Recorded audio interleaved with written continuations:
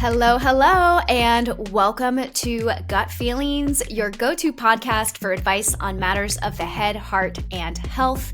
I am your host, Lo Bosworth, the founder of women's wellness brand, Love Wellness. You can find us at Walmart in digestive health, Target in natural beauty and women's OTC, Ulta in bath on Amazon, and of course at lovewellness.com. On this show, we answer your head, heart, and health advice questions like your best friend would. We're all about building an open community here. So if you have a particularly tough or awkward question for us, that's okay, ask away. As you may know, tough and awkward is what we do best here at Love Wellness. So with that, let's dive into your questions and today's guest.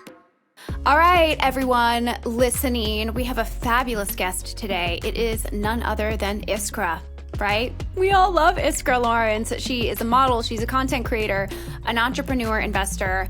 She's the founder of Saltaire, and she has that really cool self-funding planner. So from the runway to motherhood to the boardroom, she has done it all, and she's here to answer some of your questions and dish out some advice. So join me now in welcoming Iskra to Gut Feelings. Hi, Iskra. Welcome. I'm so overjoyed to see you in a brand new year. How are you doing? I'm doing so well. Thanks for having me on. I just feel like this renewed sense of motivation and energy, ready for 2024. What about you? You are glowing. Oh, thank you.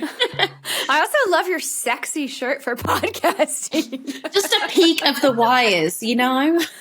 Yeah, no, I love it. I typically film at the office, and so normally I just look like shit.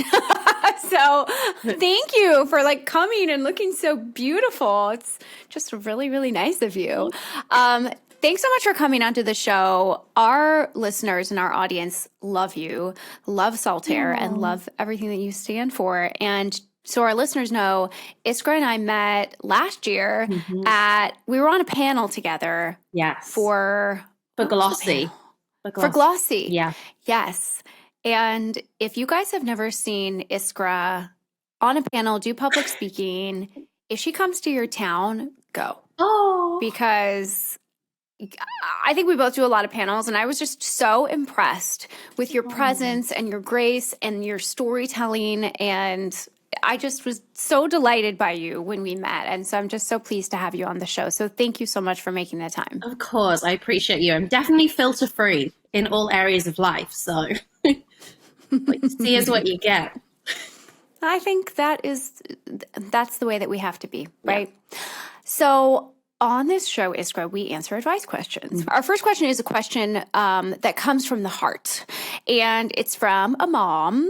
She has a teenage daughter who is struggling with her body confidence. And on that panel, you told me that story about self-confidence and when your Saltaire bottles first shipped and some of them got dings in them and people asked you for refunds, and you guys as a brand made the choice to leave them as is to reflect how you feel about body confidence. And that story has really, really stuck with me. I have told it in the office. I have told it to truly that story really stuck with me. And so when I was reading the questions that came in, I was like, yeah, this is something I want to talk on. So what is your advice to a teenager, especially, right? How does this mom empower her daughter and help her to build that confidence and love herself, love her body? Because I think you have done a really good job of it. You exemplify that.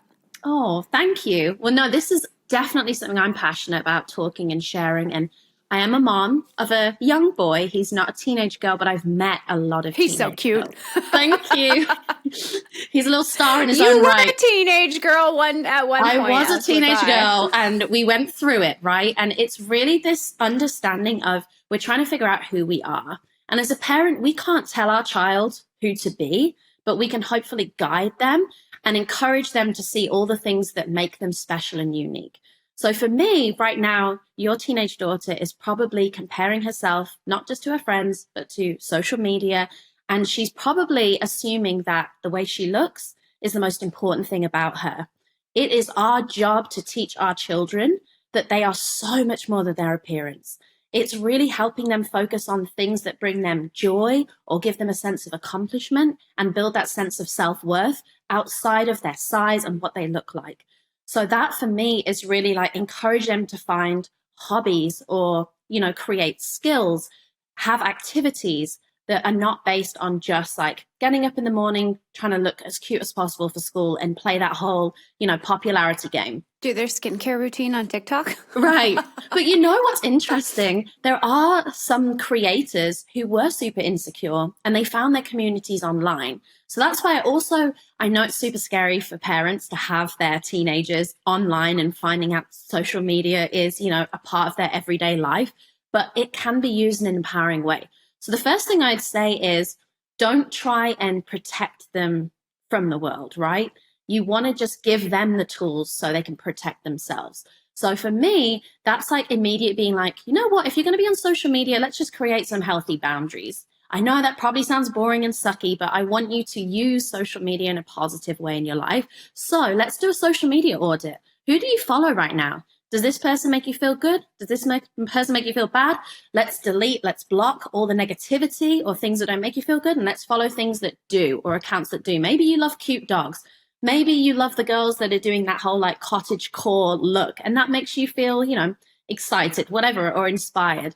So I think doing a social media edit is huge, and giving them the tools so they can hide nasty words. I don't know if you use that tool, but I think it's a really great way to protect yourself online.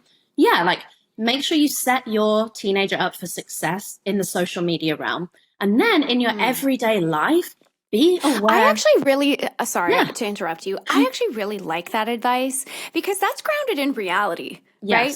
Because I'm sorry, teenagers are going to get their hands on phones and they're going to go on social media. Yeah. So saying, sorry, you can't have an Instagram because I'm trying to protect you from this is not really a bulletproof strategy. It's not. And your teenager needs to trust you so they can come to you with things when they are struggling with it. So you're really like kind of trying to build a friendship right now, I feel like. And I do really believe my parents were my friends and I could come to them, and we built such a sense of trust.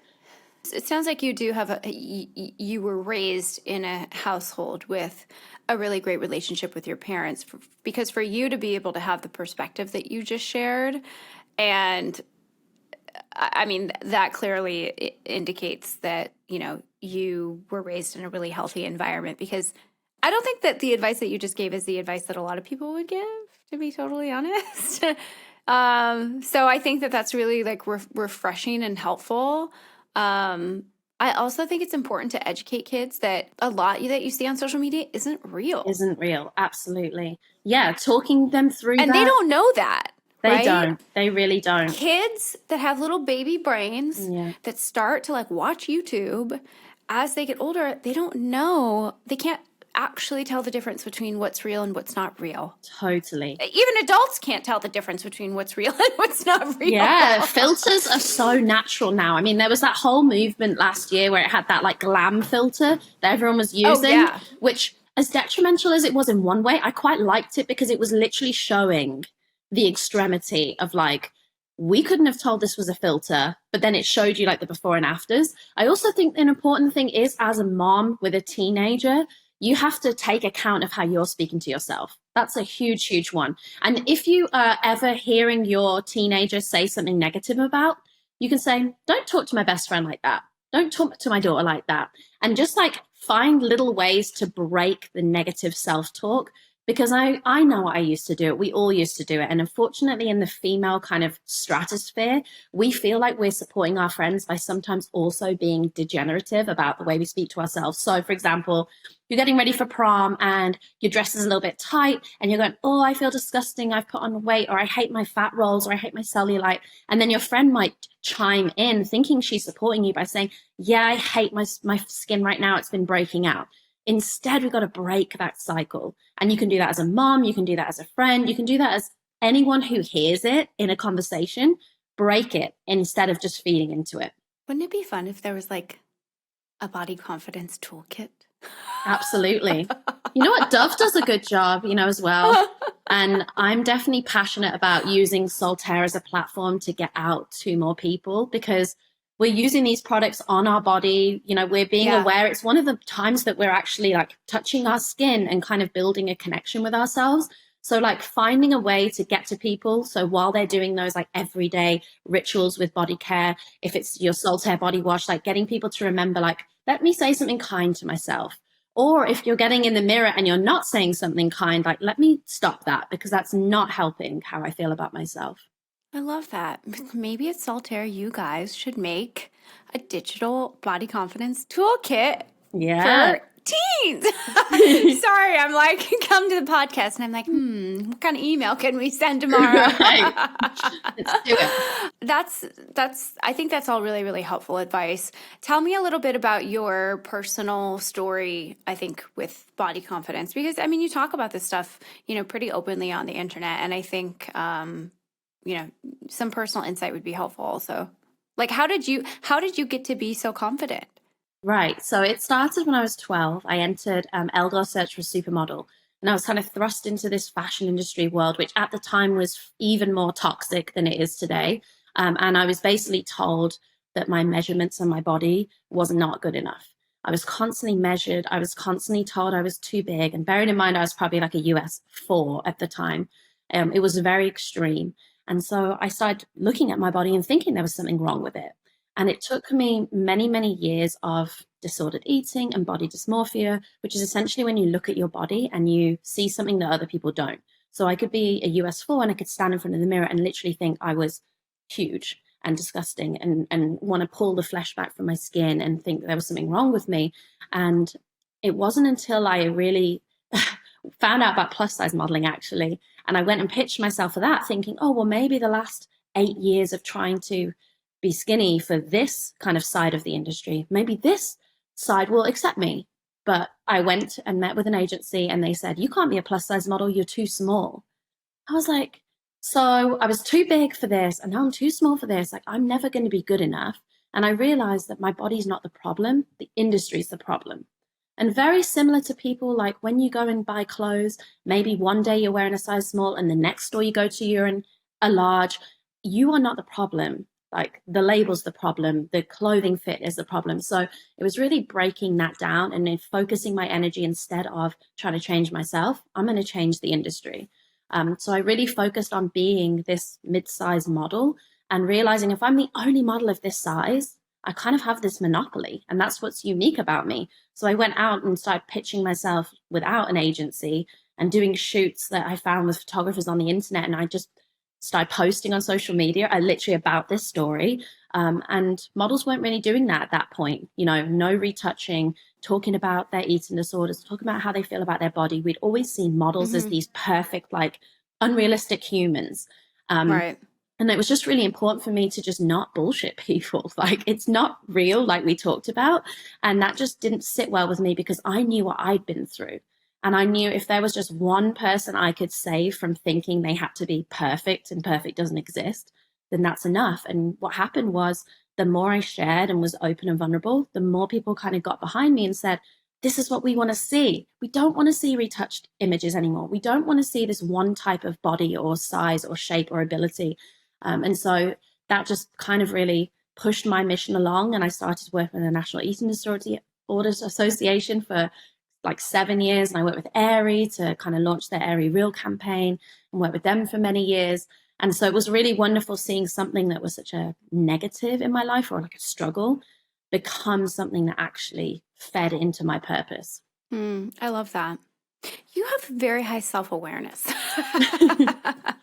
I try. I mean, but I think it's it's a gift, right? To have a level of self-awareness that enables you to become, a major success. Do you know what I mean? To be able to tell your authentic story and be able to identify that authenticity is going to be what moves the needle, I think is hugely reflective of probably how you see and exist in the world. You know what I mean? And we have seen just authenticity become the most important thing on the internet, with brands, with influencers, right? Like, that is what what is the game changer at this point, right? Because for decades and decades and decades, it's been like, you have to look like this and smell like this and eat this and do all of these things, right? And when somebody comes in and is like, actually, this is not working for me, I think it's really, really powerful, but can be scary because I think there's a lot of like people across the aisle or whatever that like invalidate your experience. But then the groundswell happens and enough people start to like, oh, wow, this is my experience also. And like a mind shift happens. So I think like you've created a whole new industry in the modeling world. And like, I just really love your story. Okay. So let's move on to our next question. It's a health question. Okay. We know you're a mom. You run a business that prioritizes skincare and our bodies. Mm-hmm. So Ramona has a health question, and she really just wants to know, what is your personal approach to health? But she wants to know like how beauty and wellness fit into that routine. Because I think health at this point is such a broad blanket term that can mean so many things. So she used the term health, but also is talking about skincare in this question. So I'm taking the opportunity here to like, I just want to know what Iskra's routine is. So first, I want to know how you think about health. And maybe we can start with like sort of the fraction, right? Like I'm like an 80-20 health person. 80% of the time, I do what I think is good for me and helpful, and 20% of the time I don't, because that 20% also like feels pretty good. And giving myself those breaks helps support the 80% journey. You know what I mean? Yeah, that's an interesting way to look at it. For me, I think when I straight off think my definition of health, I would say it's how I nourish myself from the inside out. So that is like what I put in my body, how I move my body, how I take care of my mental health, but then also the outside, right? Like how I take care of my skin health. So yeah, definitely health is holistic. You know what, the 80-20, I guess maybe I'm doing that unintentionally in the sense of, I think sometimes I've noticed it's when I'm so busy with work, I feel like I haven't got the mental capacity to prioritize health, you know, or when I'm drained as a mom, which is the most like rewarding and fulfilling thing, but it's also exhausting sometimes. Same thing, like I'm going to grab that like frozen meal or get takeout, or I'm not going to move that day. So that for me is something I'm always working on. And I felt like 2023 was so heavily focused on our financial health as a family because we unfortunately got scammed by a contractor during our renovation. Yeah, he stole You did? $300,000 he stole. I know. And it rocked us as a family because, you know, I really felt taken advantage of. I felt like I made this huge mistake for our family. Trauma. A lot of trauma. And I'm having to rebuild that whilst still building the brand and all of these other things. So last year was so focused on just getting us to like stability again financially, that my health absolutely was like bottom of the barrel priority. And I don't feel good because of it. Like I know my skin's still glowing and I still did my like skincare, right? Like skincare for me is just, I am so in a routine of it. Like I am never not going to do a double cleanse at night. I'm never not going to do that. It could be 5 a.m. I don't actually drink anymore, but you know what I mean? I could be like half asleep, a zombie, and I will do a double cleanse with a nice like Naturium All Balm cleanser and then a second cleanse. Like I just have to. I don't feel like I can go to sleep without it. But working out, like that's been a challenge, even though I have a great piece of workout equipment here at home called the Oxfit, even though like I have things set up to make me succeed, sometimes you just don't have enough battery life left in your body to do it. So I would say to Ramona, it's finding your balance. And I'm very much like getting better this year of like planning the health into my everyday.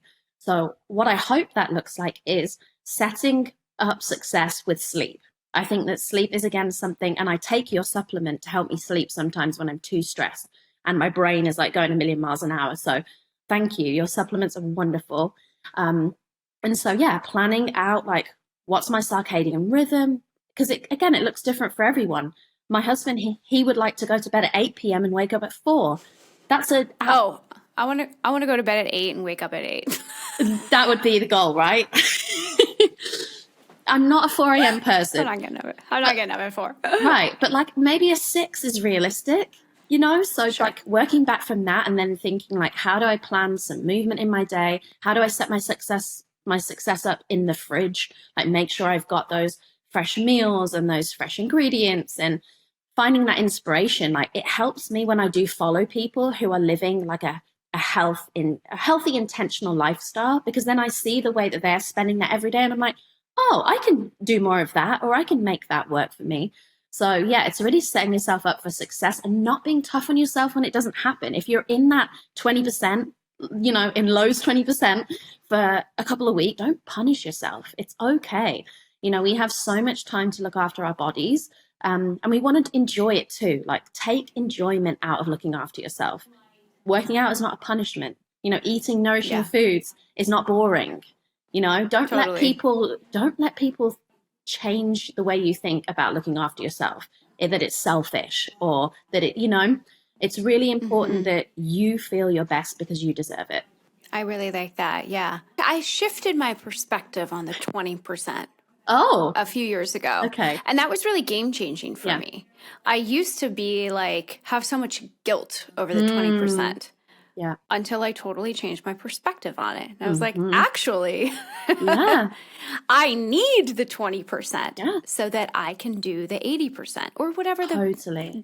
70, 30, 20, whatever. Whatever it is for you. Yeah. When I shifted that mindset, it got way, way easier to take care of myself because frankly, like I am one of those people. I know I have a wellness business. I eat healthy because it makes me feel good, but like good for you stuff can be kind of boring. Like, let's just be frank and honest about that. Like, I don't love exercising. You know what I mean? It, to me, is kind of boring. And so when I was able to like shift my perspective on it, that like, I don't have to feel guilty. Like I ate really healthy yesterday, but then at 9 p.m. I was like, I want a donut. And so I ordered myself a donut to my house and I was like, this is great. And I don't feel guilty about this anymore. And doing those things helps support my 80% initiatives. I think that setting yourself up success is being realistic as well, right? Totally. Like, I would never try and, I've been anti-diet culture for so long, I wouldn't even know where to start. But I do want to be more aware of like, there is obvious things that make you feel better when you consume them. And the same way with movement too. Like I feel so great and accomplished when I've taken a class or, I've gotten on and I've just gone out for a walk in nature. So really take account of like, even if you have to write it out, like you're listening to this podcast right now, write out 10 things that bring you joy, that you feel in your being and your body. I'm pretty sure like taking a walk in nature will be one, right? Like, or a hike. Nourishing yourself with maybe like a home cooked meal that you really enjoyed making, like with a friend or with your partner. So like really like think about like health, find those exciting things about health because it isn't always obvious, like you said, Lo. Yeah. And I think the last thing I have to share for listeners on this is that for me, routine is actually hard. My routine is no routine, but I know that routine is critical to build up to and achieve health and wellness goals. And I had an ADHD specialist on the show a couple of episodes ago. And I think she really pointed out to me that like the lack of a routine is a routine in itself. Oh. Yeah, I guess. But the point of this story is that I, over the years, so that I actually do my routines, have to create systems for myself to help it get it done. An example of this, I keep my nighttime skincare in the drawer in my bedside table because it is hard for me to get into the bathroom after I brush my teeth and apply all of my skincare. I'm like, I'm done. I don't want to be standing here anymore.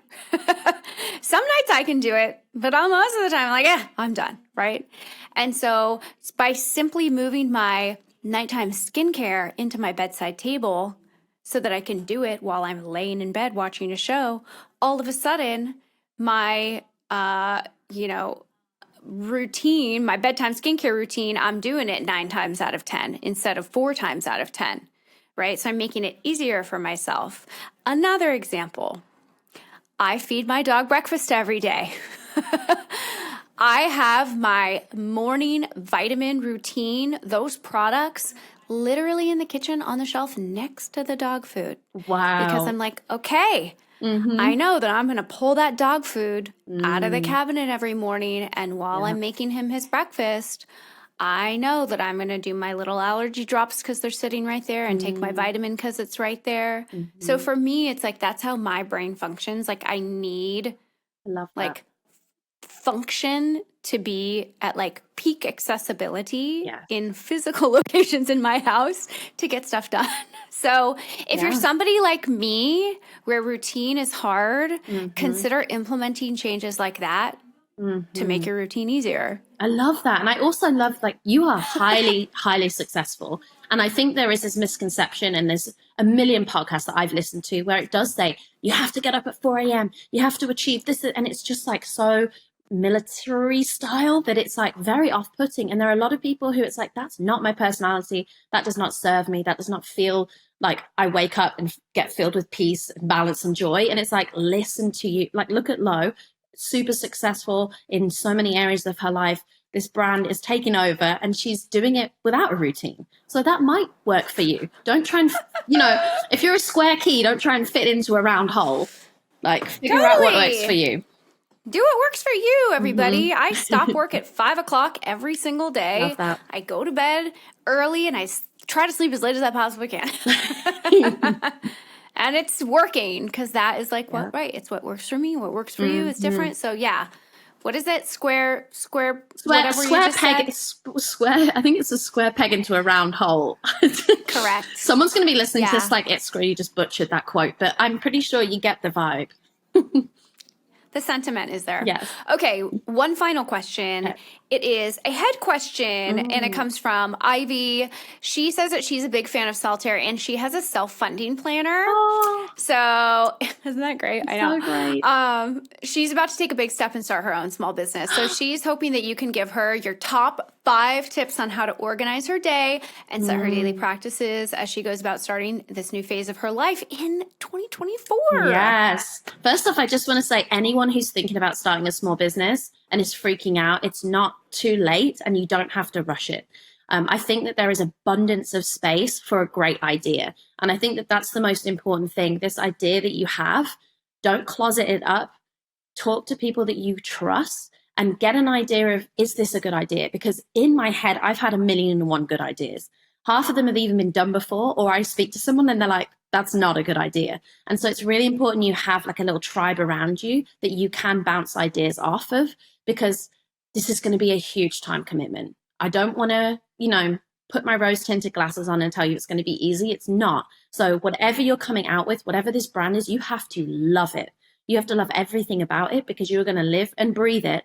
And if you don't love it, like really love it at the beginning, you're probably going to resent it and hate it after the first year, because it's going to take multiple years to get it off the ground. So just being super honest with you. And just, I know, isn't that really tough to hear if you're starting a business? So tough to hear, but it's just like, it's like, God, it's going to take like till year 4 to really start. Potentially. Yeah, potentially. You've really got to be aware of that going into it and understanding the compromises that you're going to have to make. And for me, I was doing a recent one-on-one call, like a mentor call, and she was a mom of 2, and I was just telling her, like, what do you want your day-to-day to look like? Are you willing to have to sacrifice this much time with your family? Are you willing to sacrifice potential sleep? Are you willing to, and like really going into it, being aware so that you don't waste your time, because guess what? It's also successful being a stay-at-home mom. You're also successful working at a job that you like with a team that you like. So entrepreneurship can be super empowering and it is wonderful. And I've definitely found joy in it, but it is tough as balls and you have to be tough as balls. So that's where I want to start off. Be realistic with your goals. Do you have a 1 week, 1 month, 6 month, 1 year, 2 year, 3 year kind of plan and vision of where you want to take the brand, where you want to take the business, and then really work back from that and think, am I doing this on my own? Do I want to get a business partner? Am I willing to give away equity at the start? I got to work with the center, who is a beauty accelerator, and they have been life-changing for me. I remember kind of having these ideas and talking to people and knowing I cannot do this on my own, or maybe not I can't, because you could, but I wasn't willing to sacrifice my whole life and not be able to do the modeling that I still enjoyed, which I also knew would help with the brand visibility. I was, wanting to be a present mom still. And so I knew having the center come in and help with the infrastructure and help just, make this brand a success with me and not do it on my own. And of course I had to give away equity, but absolutely 1000% was worth it to me. So also think But that's about, okay. That means that you have a team that has years and years and years of experience they bring to the table, so you don't have to go do those jobs for years to gain that experience. Right. And, your story was very different, Lo. And that's because, I'd already had previous kind of like entrepreneurship experiences where I did it myself. And I just found out what I don't like. I do not love hiring and managing people. So I think if you're about to start a small business, think about what you specialize in. What is your gift? Where is your strength? Have that all mapped out. Think about, what is the first person I think I'm going to need for this business to grow, to come in? Is it going to be someone who's more, about managing all of your team? Is it going to be someone who's focused on sales? Because maybe you're not so into sales. Maybe it's someone in marketing. And just really having a visual plan of like, this is my strength. This is the strength of the brand. This is where I see it in the next 6 months, year, 2 years, 3 years. What am I going to need to do? Am I going to have to listen to more podcasts? Am I going to have to go and, maybe get a business mentor? Set yourself up for success. None of this is negative, because A, I'm so proud of you for having a good idea and chasing it and going after it. And B, you never know until you try, right? It could fail. But guess what? I've had like probably three failed businesses before I've had like this success. So it's like every time you fail, you really do learn so much, which I'm sure sounds cliche, but really failure is a huge kind of part of success. And so don't be scared to it. Like if you're going to fall all in, really learn, and just have people around you that you're like, can you come with me on this journey? Because I know it's going to be tough. And I know I'm going to need to be held accountable. Like, this is something I really want. Maybe you need to make a statement, actually. Make a statement of like, this is why I'm starting this brand and this is why I'm not going to give up on this brand. Was that 5 things? I have no idea. Was that a list of 5? Well, I feel like it might have been 20 things all muddled up into a big pot. I was like, the question was a list of 5. A list of 5.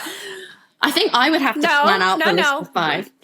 We're good. We're good. That was really, really good information. Thank you. That's it for today's episode. Those were great questions. Iskra, you are such an amazing guest, person, mom, businesswoman. You give such great advice, and it's just a pleasure having you onto the show. And I'm sure this is going to be a really, really popular episode. So Thank you so much. Thanks so much for having me. And thank you everyone for the support of Saltaire. And I really appreciate you. Oh, yeah. Where can everybody find Saltaire? Give us a plug. Here's the plug, everyone. You can go to your Target and you can find some Saltaire, or you can go to www.saltaire.com. We're on Instagram, of course. Just search for Saltaire. We'll be there. And then for my personal handles, I'm just Iskra, Iskra. Love it. All right. Thanks, Iskra, for joining us. Take care. Bye. Everyone, that was such a great episode. And in our first season of Gut Feelings, which we are going to bring back for another season, by the way. I don't know the exact timing, but everyone join me in thanking Iskra for coming on the show today and covering so many topics. I'm such a fan of her. If you have a head, heart, health question for us, email it to gutfeelings@lovewellness.com. You can DM me or Love Wellness, or leave your comment on our show's social posts in the comments. And if you like the show, hit that subscribe button. I need you guys to subscribe this year. I would really, really appreciate it. I'm Lo Bosworth, and I will see you next time on Gut Feelings.